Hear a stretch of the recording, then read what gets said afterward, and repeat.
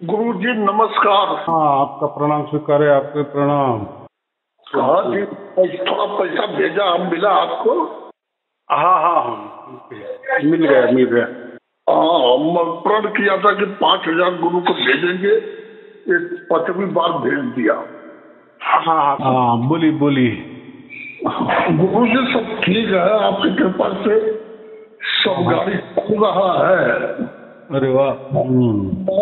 मैं विचार किया कि गुरु जी को बहुत दिन प्रणाम किए हुआ, जरा आशीर्वाद ले लूं। बहुत अच्छे शुभ आशीर्वाद, मंगल आशीर्वाद। हाँ जी, आपका आशीर्वाद चाहिए और आपके कृपा से ही मेरे को सब कुछ मिल गया। अब क्या चाहिए बताइए।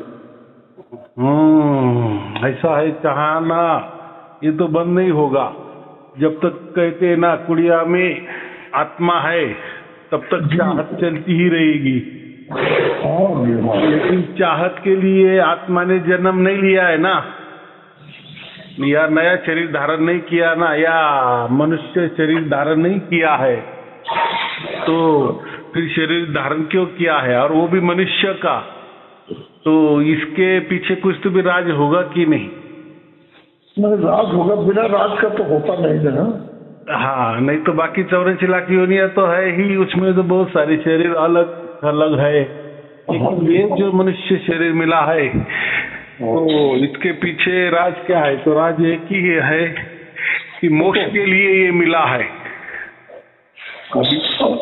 जिसको समझ में आता है वो मोक्ष के पीछे पड़ता है, जिसको नहीं आता है तो उसमें भी कोई वांदा नहीं है परमात्मा को।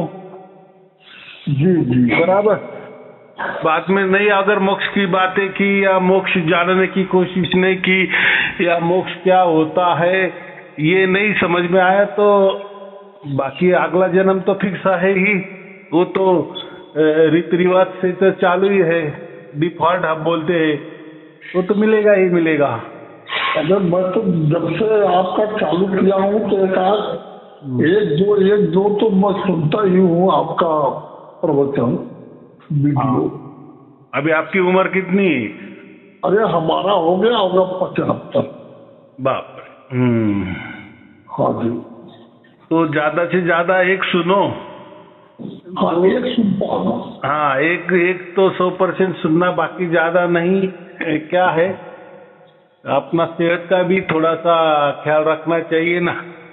जी जी जी। हाँ। ऐसा है, हमारे कुड़िया में जब तक आत्मा है तब तक परमात्मा की लीला भी समझ में आ जाएगी। ऐसा है कि 7 शब्द तो मिल गया, लेकिन इसका मतलब बस अभी कुछ शेष बाकी नहीं है।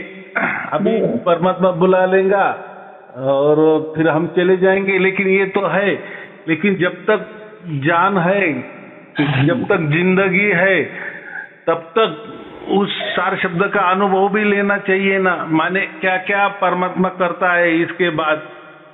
नहीं, परमात्मा तो हमारा अच्छा ही किया गुरु जी। हाँ। जब से आपका मतलब बातचीत हुई है, जब का आपका वीडियो जब से देख रहा हूँ, और आपका ये मतलब सार शब्द की आवाजें जब से आ रही है, तब से भगवान की कृपा से ठीक है, रोटी दाल अच्छी तरह से मिल रहा है। हाँ, तो कैसा है, हमें 4 शब्द तो प्राप्त हो गया। अभी इस मरने के बाद तो हमें मोक्ष तो निश्चित हो गया। मोक्ष के हम तो अधिकारी बन ही गए हैं। माने हम परमात्मा के साथ तो रहने वाले ही है, आजीवन रहने वाले हैं, ऐसा समझो। निरंतर अखंड रहने वाले हैं, ये बात तो हो गई। लेकिन उसके पूर्व जो ये हमारा शेष जीवन है, या माने प्रकृति में है, तो प्रकृति में भी कैसी कैसी लीला करता है, या परमात्मा क्या क्या बुद्धि हमें देता है, या क्या क्या उसके जलवे दिखाता है, तो ये भी देखने वाली बात होगी कि नहीं। तो उससे क्या होता है, जो बाकी लोग जो है ना उनको मार्गदर्शन मिलता है ना, अरे वो तो ठीक है, मर जाने के बाद तो परमात्मा के साथ हम रहने वाले हैं, आनंद में विचरण करने वाले हैं, वो तो मरने वाले के बाद वाली बात है। लेकिन उसके पहले अगर हमें जीते जी परमात्मा मिला है तो ये जिंदगी में भी उसकी कोई झलकियां मिलनी चाहिए ना, कोई लीलाएं हमें समझ में आनी चाहिए ना, या उसका आनंद भी उठा लेना चाहिए ना। तो इससे क्या हो जाएगा कि बाकी लोगों को मार्गदर्शन मिलेगा कि हाँ, जीते जी भी परमात्मा हमें प्राप्त होता है तो हमारे जीवन में कुछ तो भी बदलाव होता है, और वो बदलाव जो होता है वो भी सबसे अच्छा होता है कि ऐसा बदलाव हमने इसके पहले कभी नहीं देखा।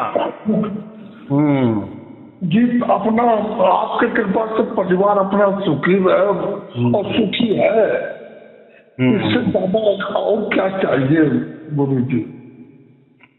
हाँ, मैं वही कह रहा हूँ कि जितनी जिंदगानी हमारी बची है, 50 साल जितना भी होगा अभी उम्र के हिसाब से, प्रारब्ध के हिसाब से, जो भी कुछ होगा वो तो उसके अंदर नहीं है। हाँ, उसके अंदर तो प्रकृति में भी कुछ तो भी परमात्मा की लीला है तो होती होगी कि नहीं, तो उसका भी ज्ञान होगा।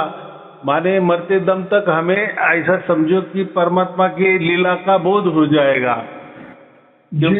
अभी तो हमें वापस जन्म नहीं है, लेकिन जीते जी जो हम प्रकृति में है, सृष्टि में है, ये ब्रह्मांड में है, ये संसार में है, तो संसार में भी परमात्मा के लीला का हम आनंद उठा सकते हैं। इससे ये भी पता चलता है ना। वो तो है ही है, और वो उसका मार्गदर्शन दूसरों को भी हो जाता है। नहीं तो फिर क्या है, मैं तो बताता हूँ ये मोक्ष तो आपको मिला है, लेकिन ऐसा है कि वो तो मरने की बाद वाली बात है। लेकिन जीते जी क्या, जीते जी परमात्मा कुछ करता नहीं है क्या? तो परमात्मा करता है, परमात्मा जरूर करता है, लेकिन क्या होता है, ऐसा हमने कुछ बता दिए तो लोग मोक्ष की बात छोड़ देते हैं, पहले बताते हैं कि नहीं अभी ये फिर ये जीवन चल रहा है ना, इसमें हमारा अच्छा हो जाए। तो कैसा है, मैं इसलिए कहता हूँ ये देखने लायक बात है ना, अनुभव करो ना, बराबर कि नहीं। जिसको भी सार शब्द की प्राप्ति हो गई, उनके जीवन में क्या बदलाव हो गए हैं तो वो बताते हैं ना लोग, तो वैसा ही बदलाव आपके जीवन में भी आना चाहिए। तो फिर आप समझ में आएगी कि ये आखिर में आपको सार शब्द की प्राप्ति हो गई है। बोलो। बदलाव का अभी आपके कृपा से बदलाव का मतलब ऐसा है कि अब उनकी अनुभूति 24 घंटा हो रही है, इससे ज्यादा क्या चाहिए। हाँ, वो तो हो गए विश्वास। वो विश्वास ऐसा है कि अभी बच्चा तू डर मत, मैं तेरे साथ में हूँ, ये पक्का विश्वास हो गया। उससे भी बहुत बड़ी ऊर्जा मिल जाती है कि देखो, जो लोग भगवान के लिए, ईश्वर के लिए, परमात्मा के लिए दर दर भटकते हैं, या उनको परमात्मा समझ में ही नहीं आता, ईश्वर समझ में ही नहीं आता, भगवान समझ में ही नहीं आता, लेकिन हमारा कितना बड़ा भाग्य कि हमें जीते जी हम परमात्मा का अनुभव कर रहे हैं, परमात्मा के स्पर्श में है, बराबर, परमात्मा के नजर निगरानी में है। हम तो अपने को इतना भाग्यवान समझते हैं कि आप जैसा हमको सदगुरु मिले हैं, सबको नहीं मिलते हैं ऐसा सदगुरु। हाँ, तो फिर ये भाग्य वाला विषय होता है ना। वो तो है ही है, नहीं तो हम तो मतलब कभी भी ये सपने में भी नहीं सोचे थे कि हमको एक चीज मिलेगी। हाँ हाँ हाँ, जो सच्चाई है वो बता रहा हूँ। एकदम बराबर। जैसे हम जैसे संसार में देखते हैं ना, कोई आदमी बहुत अमीर होता है तो हम क्या कहते हैं मन के मन में, यार इसका कितना भाग्य होगा, माने इसका संसार वाला भाग्य कि इसको जो हम पैसे के लिए दर दर भटकते हैं, कितना कष्ट करना पड़ता है तब जाके हमें पैसा मिलता है या हमको संसार सुख मिलता है। लेकिन ये लोग देखो, इनके तो क्या बोले, लक्ष्मी जी इनके तो पैर छूती है, ऐसा इतना बड़ा इनके साथ घट गया है। लेकिन ये संसार वाली माया जो भी हो, लेकिन जिसको नहीं होता है या जो गरीब तबके के लोग होते हैं उनको तो वो थोड़ा आश्चर्यजनक ही होता है ना कि अमीर लोगों को देखो कितना पैसा है, हम तो एक एक पाई के लिए मोहताज है। तो हम क्या कहते थे कि क्या इनका भाग्य कि इनका संसार अच्छा होगा, ये तो संसार उनका अच्छा होगा या संसार का भाग्य उनका अच्छा है, लेकिन उनको कोई मोक्ष नहीं मिलने वाला है। या ऐसा फिर ऐसा हो जाएगा जो बहुत सारा अमीर है उसको ही मोक्ष मिलेगा, तो ये नहीं, ये संसार वाला उनका भाग्य है। बराबर। लेकिन गुरु जी ये संसार वाला जो जीवन है ये तो बहुत थोड़ा है। बराबर। हाँ। अच्छा, और इसमें दुख है, सुख नहीं है। हाँ। जो पैसे वाले हैं उनका भी मैं देखता हूँ, पैसा से सुख खरीदा नहीं जा सकता। एकदम लाख टके की बात की। हाँ। तो कैसा है देखो, जिसके पास नहीं होता है ना उसको ऐसा लगता है ना इनके पास ये बहुत अमीर है, इनके पास बहुत सारा करोड़ों करोड़ों रुपया है, मेरे पास नहीं है, तो इनके पास है तो ये बहुत सुखी होगी, बहुत सुखी होगी। हो सकता है वो सुखी होंगे, लेकिन कितने उम्र तक सुखी होंगे? निरंतर तो सुखी नहीं हो सकते ना, अनंत काल के लिए सुखी तो नहीं हो सकते ना, क्योंकि उम्र ही उतनी नहीं है। बराबर सही बोल रहे हैं गुरु जी, आप एकदम सही बोल रहे हैं। उम्र उतनी नहीं होती ना। ऐसा अगर तो होता कि बहुत सारा करोड़ों करोड़ों मेरे पास रुपया आ जाए तो मैं बहुत लंबे अरसे तक 1000, 2000, 4000 बरस तक जीत जाऊंगा या जिंदा रहूंगा, तो फिर बात अलग है, फिर बात अलग है। लेकिन ऐसा होता है क्या? नहीं होता भाई, उम्र तो उम्र है। हाँ, पैसा कोई आपकी उम्र बढ़ाने वाला नहीं है। माने आपको एक दिन मरना तो मरना ही है, ये शाश्वत सत्य है। बराबर। हाँ, तो इसीलिए हम क्या कहते हैं कि पैसा सत्य नहीं हो सकता। नहीं बाबू, नहीं। सत्य हो सकता है लेकिन जितनी उम्र है वहां तक। बराबर। लेकिन जैसे मर जाएंगे तो पैसा कोई काम का आने वाला नहीं, या ऊपर भी आने वाला नहीं है। हमारे जो नाती पोती है उनके तक अगर वो पैसा रह गया तो वो हमारा नाम लेंगे बस, लेकिन वो हमारा नाम ले रहे या नहीं ले रहे उसी से क्या मतलब है? क्या ऐसा सुन के उन्होंने हमारा नाम ले लिया और हमें मोक्ष मिल गया, ऐसा थोड़ी होता है क्या? नहीं गुरु नहीं, क्योंकि उनको जो पैसा मिलने वाला है उससे उनका संसार अच्छा होने वाला है, ना कि उनको मोक्ष मिलने वाला है। ये चीज तो बड़े भाग्य से बिना मतलब सदगुरु को नहीं मिलेगा। हाँ, तो ऐसा है, आपने जो कहा ना शब्द गुरु, तो शब्द गुरु का मतलब होता है परमात्मा, और जो मैं जो हूं ना वो वेदी गुरु हूँ। मैंने वेद बताया, मैं शब्द गुरु नहीं हो सकता। शब्द गुरु का मतलब एक परमात्मा होता है। आप तो सतगुरु हो। हाँ, सदगुरु, सत नहीं, सत मैंने साथ देने वाला। आपका और परमात्मा का कनेक्शन को मैंने साध दिया, जोड़ दिया, बता दिया, लखा दिया, बस इतना ही मेरा काम है। तो इसलिए मैंने भेद बता दिया, करके बता दिया। हाँ, ऐसा। तो ये सदगुरु होता है। सतगुरु ओनली वन परमात्मा होता है, उसको सतगुरु कहते, परमात्मा को सतगुरु कहते, शब्द गुरु भी कहते, क्योंकि शब्द का गुरु जो निशब्द होता है, शब्द का गुरु कौन होता है? निशब्द होता है। निशब्द माने सार शब्द, सार शब्द माने परमात्मा, इसलिए शब्द गुरु को, परमात्मा को भी शब्द गुरु कहते हैं। तो संसार में भी शब्द गुरु है, लेकिन वो संसारी शब्द गुरु है, उससे हमारा ज्ञान बढ़ता है, लेकिन उससे मोक्ष नहीं मिलता। लेकिन ये जो शब्द गुरु है ना, वो जो शब्दों का गुरु है, तो वो माने परमात्मा, उससे हमको मोक्ष मिलने वाला है, ना कि ये संसार वाले जो शब्द है या उनका जो शब्द गुरु है। संसार वाले शब्द गुरु से हमें ज्यादा से ज्यादा ज्ञान मिल जाता है, माहिती मिल जाती है, जानकारी मिल सकती है, बराबर, तर्क मिल सकते हैं, लेकिन मोक्ष नहीं मिल सकता। मोक्ष जो मिलता है वो शब्द गुरु से ही, लेकिन वो शब्द गुरु कौन? वो परमात्मा को कहा गया है। वो शब्द गुरु हमें प्राप्त हो गया या वो शब्द हमें प्राप्त हो गया, जो शब्द जो परमात्मा का शब्द है उसको हम नि शब्द कहते हैं, बराबर। तो वो नि शब्द हमें प्राप्त हो गया, वो सार शब्द हमें प्राप्त हो गया, और वो जो प्राप्त होता है वो उसकी ओर से प्राप्त होता है। वो देने का अधिकारी परमात्मा होता है, बराबर, ना कि कोई हड़मास का गुरु होता है, बराबर।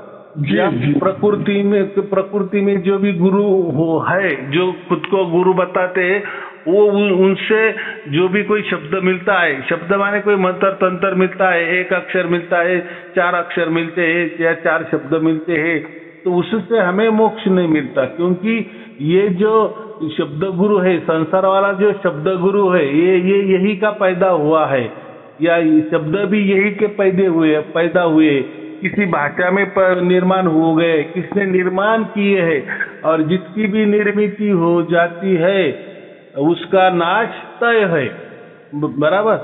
लेकिन वो जो शब्द गुरु है जिसको हम परमात्मा कहते हैं, और उसके पास वाला जो शब्द है उसको शब्द गुरु कहते हैं, वो हमें अगर मिल गया तो हमें मोक्ष मिलता है, क्योंकि उसकी निर्मिति नहीं हुई है। वो जो शब्द है जो परमात्मा के पास, जो हम कहते हैं कि परमात्मा के पास सार शब्द होता है, या सार शब्द देने का अधिकारी खुद परमात्मा होता है, तो परमात्मा अगर उसका अधिकारी है तो वही हमें दे सकता है, वही हमें बहाल करेगा ना, क्योंकि उसकी प्रॉपर्टी है, उसकी इच्छा है, उसकी मर्जी है, तो उसका हुक्म है, तो उसके हुक्म से हमें उसकी द्वारा हमें वो शब्द गुरु प्राप्त हो गया तो हमें मोक्ष मिल जाता है, ना कि संसार वाले शब्द से या शब्द गुरु से, बराबर। ये दोनों में थोड़ा सा फर्क है। तो जिसको परमात्मा का शब्द गुरु ही मालूम नहीं होता या परमात्मा का सार शब्द ही मालूम नहीं होता, तो वे लोग संसार वाले शब्द गुरु ही देते हैं या शब्द ही देते हैं, तो उसको भी वो सार शब्द कहते। लेकिन वो सार शब्द कुछ काम का नहीं है, वो ज्यादा से ज्यादा ऐसा समझो कि हमारे संसार वाले काम में आ सकता है, ज्यादातर ऐसा समझो, ज्यादा से ज्यादा। लेकिन मरने के बाद उसका 0 फायदा है, 0 फायदा है, बराबर। संसार ये क्षण भंगुर है, क्षण पर क्षण बदलती रहती है। तो ये संसार में सुख कहाँ है? नहीं, सुख तो प्रभु के चरणों में है, जिनके लिए हम मतलब 84 लाख योनि में भ्रमण करते हुए हम मनुष्य का तन पाए हैं। अगर इसमें भी हमको प्रभु का चरण नहीं मिला तो कोई मतलब नहीं है। माने ऐसा है, चरण के हमें चरणों में वो स्थान नहीं मिला, परमात्मा के चरणों में स्थान नहीं मिला, तो परमात्मा का चरण जो होता है ना उसको ही सार शब्द कहते हैं। तो परमात्मा जो होता है उसको तो कोई वो तो आकार वाला नहीं होता है, लेकिन कहते हैं कि सार शब्द जो होता है वो परमात्मा का चरण होता है, बराबर। क्योंकि कोई आप संसार में भी देखो, कोई आदमी भी खड़ा होता है तो चरणों के आधार पे ही खड़ा होता है ना, पाँव के आधार पे ही खड़ा होता है ना। तो ऐसा है कि तो हमें परमात्मा के चरण कैसे मिलेंगे? ये परमात्मा तो कोई आकारों में नहीं है, कोई आदमी जैसा नहीं है कि वो खड़ा हो जाए और हम उसके झट से पाँव पकड़ ले या चरण पकड़ ले। तो वो ऐसा समझो कि उसके जो चरण है वो निर्गुण निराकार और सगुण साकार के परे वाले वो चरण है, तो वो चरणों की हम अनुभूति कर सकते हैं, उसको ही सार शब्द कहते हैं कि जो हम अनुभव कर रहे हैं, तो वो एक प्रकार का परमात्मा का चरण ही है, या उस चरण में ही हमने अभी शरण ली है, बराबर। हाँ, अभी वो चरण के स्पर्श में है, या ऐसा समझो वो चरण को हमने आलिंगन लिया है या आलिंगन किया है या चिपके रहे हैं, अभी हम वो चरण छोड़ेंगे नहीं, बराबर। और वो छोड़ना भी हमारे हाथ में नहीं, ऐसा समझो। परमात्मा ने एक बार हमें शरण दी, माने एक बार हमें सार शब्द की प्राप्ति हो गई तो उसको ही शरणागत कहते। तो परमात्मा ने एक बार हमें शरण दी तो उससे हम कभी भी बिछड़ नहीं सकते, अनंत काल के लिए बिछड़ नहीं सकते। फिर ये देह तो यहाँ का है, इसका तो उम्र है, ये तो यही यही धरातल पे, धरती पे धराशायी हो जाएगा, बराबर।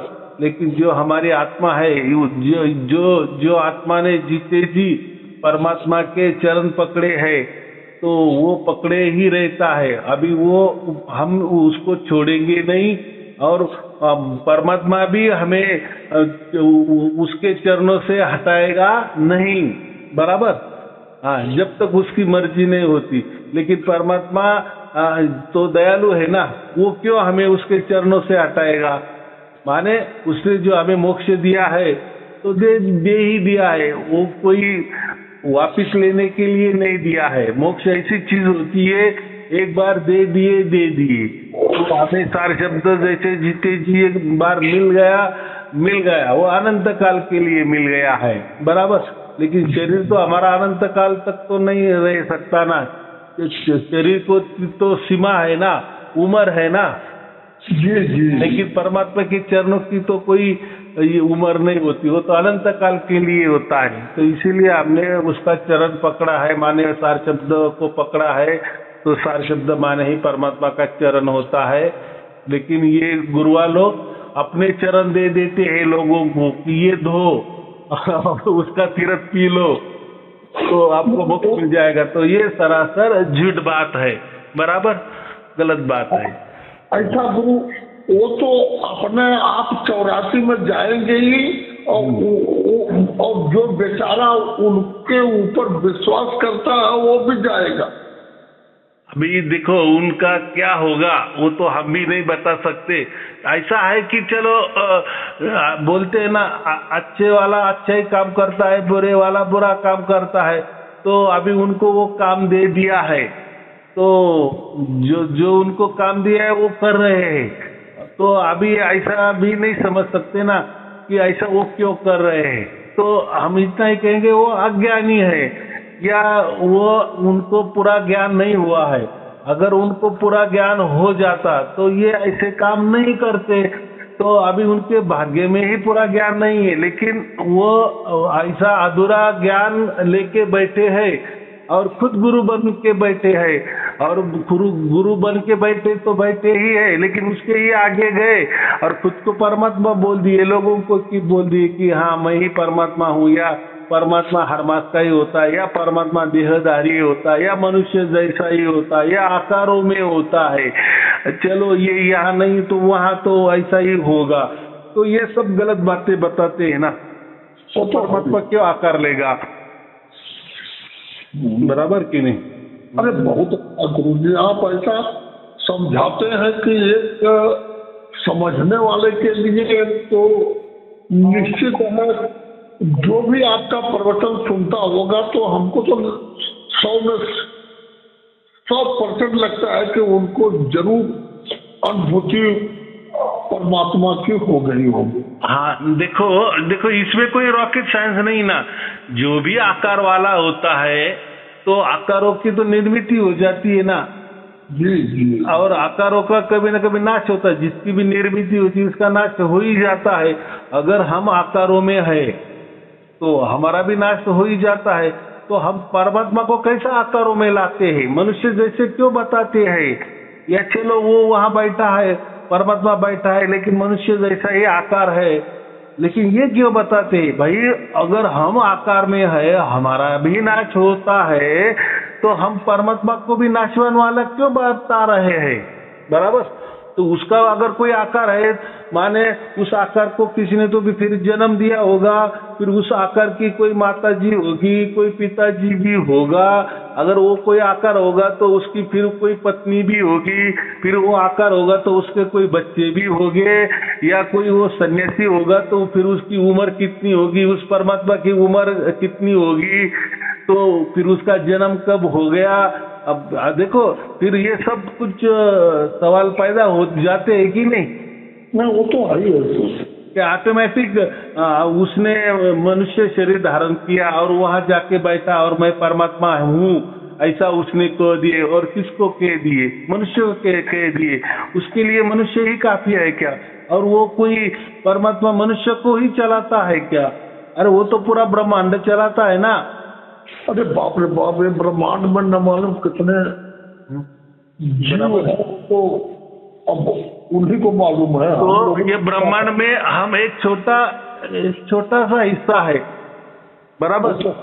तो अगर वो छोटा सा हिस्सा, वो देखो हम ठीक है, वो हमको चला रहा है, लेकिन प्रकृति को भी चला रहा है ना, सृष्टि को भी चला रहा है ना, पूरे ब्रह्मांड को भी चला रहा है ना। तो हमसे तो सृष्टि बड़ी है ना, प्रकृति बड़ी है ना, ये ब्रह्मांड तो हमसे बड़ा है ना। अरे पत्थर भी हमसे बड़ा हो जाता है, तो क्या है? तो हम कैसे तय करते हैं कि परमात्मा भी हमारा जैसा होगा? अगर हम खुद स्वयंभू नहीं है, हमारा शरीर खुद स्वयंभू नहीं है, तो ये शरीर आकार वाला ये जो शरीर खुद नाशवान है, कभी न कभी उसका नाश हो ही जाता है। तो ऐसे नाशवान परमात्मा का आकार, मनुष्य जैसा आकार क्यों बताते हैं ये लोग? तो ये भी थोड़ा समझदारी की बात है ना। तो मैं उसका खंडन करता हूँ, तो उसमें क्या रॉकेट साइंस है? तो मनुष्य जैसा कोई परमात्मा नहीं हो सकता, नहीं हो सकता। हाँ, ये मैं बता रहा हूँ। नहीं, आप बिल्कुल सत्य बता रहे हैं, कोई गलत नहीं। हाँ, अभी आपने लाख-टके की बात की, ये सत्य बात है।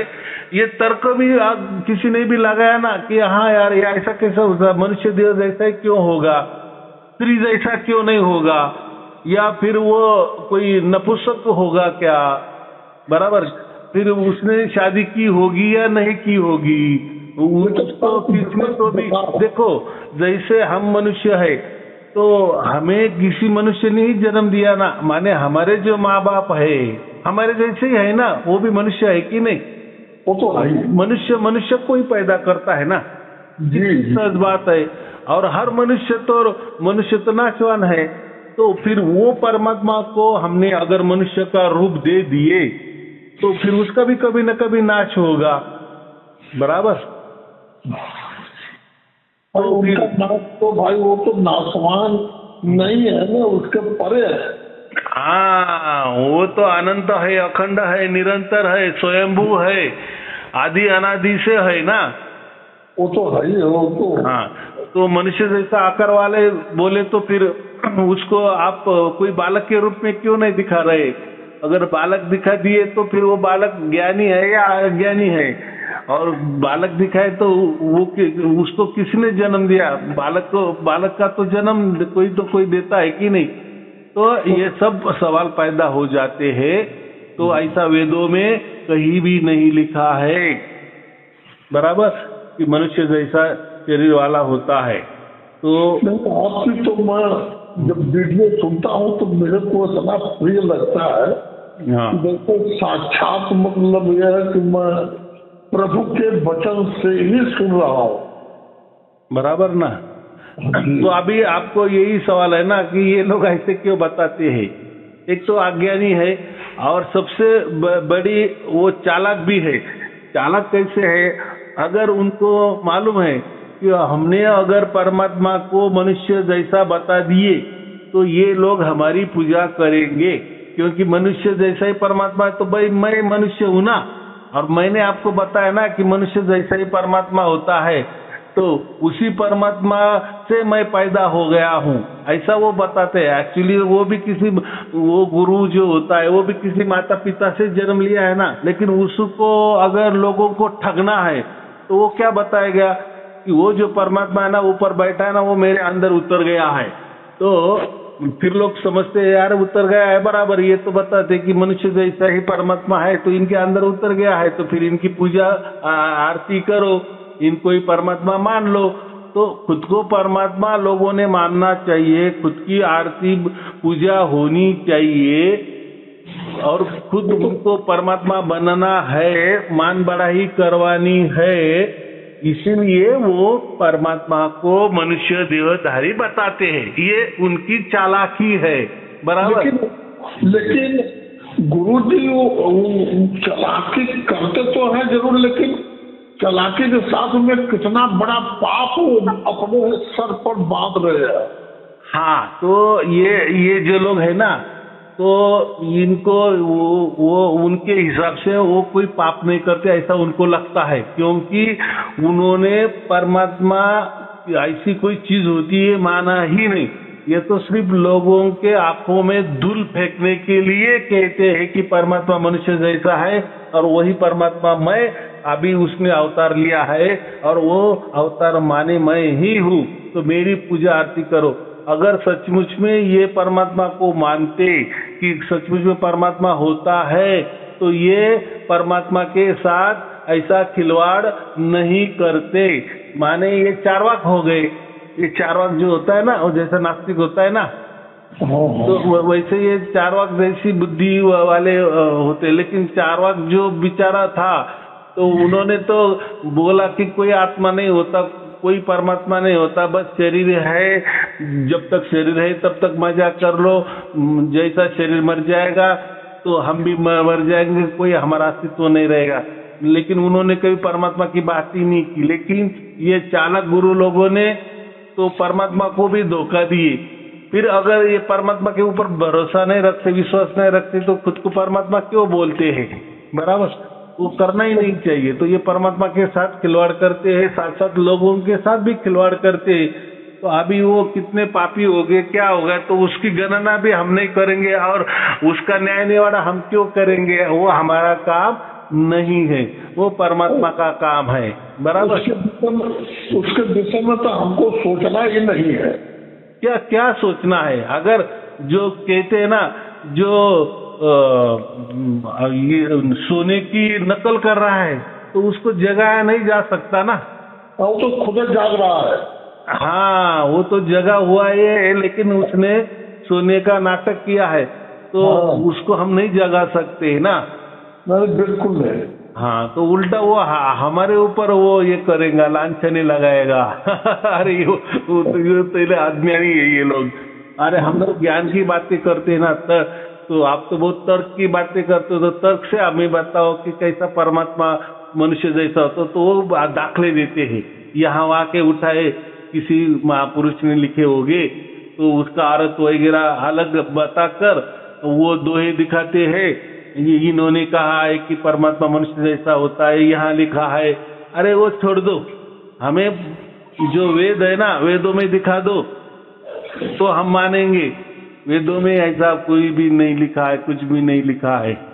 बराबर, अपना तर्क वितर्क करते रहते हैं। तो इसीलिए मैं लोगों को वो धर्म ग्रंथ भी देता हूँ, ताकि कोई ऐसे लोगों को ठगने वाले होते ना, या हमारे सामने आ जाते ना, तो उनको डायरेक्ट वो वेदों का ही जो रुचि होती है, श्लोक होते हैं, तो वही दिखाना, तो फिर उससे उनको समझ में आ जाता है, या वो भाग भी जाएंगे, वो देखेंगे नहीं। मैंने वही कहा ना, वो सोने का नाटक करे तो वो नहीं जग सकते। वैसा उन्होंने अज्ञान का पर्दा ओढ़ लिया है अपने ऊपर, तो वो क्यों उनका ये करेंगे? वो समझेंगे ही नहीं, समझना चाहते ही नहीं। बराबर, उनको तो उनका पेट भरने का काम करना है, उनको तो लोगों को ठगना है, तो वो ठगने का काम ही करेंगे। बराबर, तो हमें उससे कोई लेना देना नहीं है। बस हमको इतना ही आनंद करना है या मानना है, परमात्मा का शुक्राना करना है कि हम ये लोगों के चंगुल में नहीं अटके। ये भी बहुत बड़ा काम हो गया ना, परमात्मा ने हमें बुद्धि नहीं दी कि ये तो रास्ता आपने बता दिया, नहीं तो हम भी फंसते। हाँ, तो इनके जाल में हम नहीं अटके, तो ये परमात्मा का ही शुक्राना करना है। बराबर, वही बात है ना। हाँ, आप जैसे गुरु जिसको मिल जाए, वो भटकेगा कहाँ? वो तो रास्ता पकड़ लेगा। गुरु का मतलब ही क्या होता है? मार्गदर्शन करने वाला, जो सत्य का मार्गदर्शन करता है ना, सत्य के रास्ते पे लोगों को लेके आता है, तो वो तो अच्छा ही होता है ना, क्योंकि उसके साथ सत्य होता है और सत्य का कोई खंडन नहीं कर सकता ना। नहीं, बिल्कुल नहीं। हाँ। वही तो सत्य ही तो परमात्मा है भाई। अब सत्य ही तो परमात्मा है। और तो बात उसको करके आ गई। हाँ, तो जो सत्य की बात करता है वही गुरु के ना माने, लेकिन जो परमात्मा को हम गुरु कहते हैं वो तो अलग बात है, वो तो परमात्मा ही गुरु है, लेकिन वो तो सब ब्रह्मांडों का गुरु है, पूरा विश्व का गुरु है, पूरे कायनात का गुरु है, पूरे प्रकृति का गुरु है, पूरे सृष्टि का गुरु है, पूरे ब्रह्मांड का गुरु है। या ऐसा समझो कि बस वो स्वयंभू है, वो एक गुरु हो गया। लेकिन ये जो संसार वाले जो गुरु है ना, देहधारी गुरु, ये मैं लोगों की बात कर रहा हूँ कि जो सत्य की बातें उन्होंने अगर की तो फिर वो ये काम ऐसे गलत काम नहीं करेंगे। चलो, लेकिन इतना ही हम कर सकते हैं कि परमात्मा उनको भी बुद्धि दे दे। बराबर ऐसा है गुरु जी की जब जानेंगे तभी तो मानेंगे। हाँ हाँ, ये भी बात है। वो जानते ही नहीं तो बताएंगे क्या। अभी ऐसा है, परमात्मा ने ये भी खूबी रखी है उसके अंदर, क्योंकि वो जो काम है ना, परमात्मा ने खुद के हाथों में रखा है, किसको प्राप्त होना है नहीं होना है। अभी अगर इनको प्राप्त हो जाता तो ये काम नहीं करते, ये भी हमें मालूम है। तो हमें ऐसा लगता है कि फिर परमात्मा भी उनके ऊपर थोड़ी अगर मेहरबानी कर दे या उनको थोड़ी अकल दे दे, या जैसे हमारे अंदर उतर गए वो उसके अंदर भी उतर गए, तो वो ऐसे काम करेंगे ही नहीं। लेकिन अभी वो जो बता रहे कि हमें भी सार शब्द प्राप्त हो गया है, हमें भी हमारे अंदर भी परमात्मा उतर गए हैं, लेकिन उनके अंदर परमात्मा उतर गए हैं, लेकिन वो जो काम कर रहे तो उससे हमें साफ पता चलता है कि इनके अंदर कोई परमात्मा उतर नहीं गए हैं। अगर सचमुच में वो सत्य इनके अंदर उतर जाता तो ये ऐसे काम ही नहीं करते।